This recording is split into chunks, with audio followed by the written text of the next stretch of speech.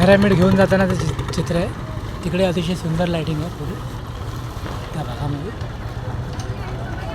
आणि इकडे मंदिराच्या अंतर्गत सजावट आहे. अतिशय सुंदर सजावट केलेली आहे मंदिरामध्ये.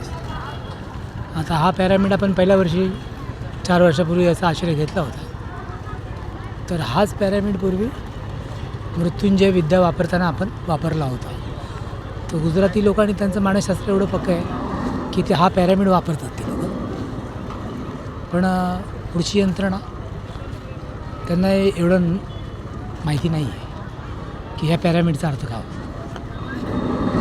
बरं,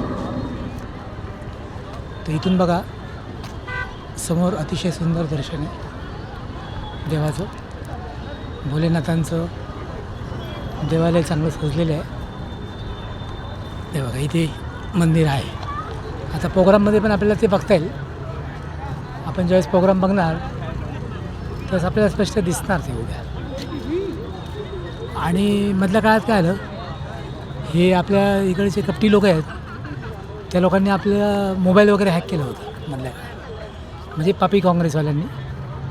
आणि मोबाईल हॅक केल्यामुळे काय आलं, मग आपला सोमनाथचा जो काय एक राजस्थानी तेजस योग असतो आपल्याकडे, तो आपल्याकडून नाहीसा झाला.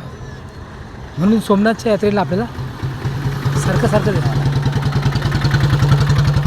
तर हे सोमनाथला यायचं कारण काय आहे आपलं, की भोलेनाथांची जी तत्त्वं आपल्या शरीरात असतात ती अजरामर तत्त्व असतात आणि त्याला मनुष्य प्राणी स्वतः घडामोड करू शकत नाही. भोलेबाबांनी केली तरच ती घडामोड होते.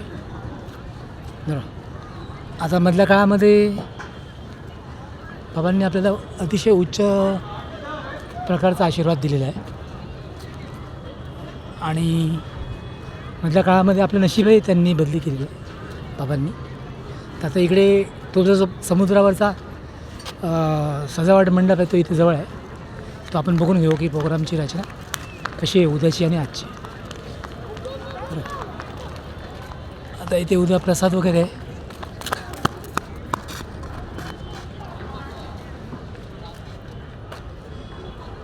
सोमनाथचं प्रसाद केंद्र आहे. आणि काय फ्री स्टॉल असतात ते लोकांच्या सेवेसाठी. साधू संत गुजरातचे जे दानशूर साम्राज्य लोक आहेत ते इथे प्रसादाचं वाटप करतात. आणि ह्या वर्षी कसं केले, समुद्राच्या तीरावर नाही, इथे जवळ सभा घेतली. गायनाची सभा इथे जवळ आहे. क्या? बोला.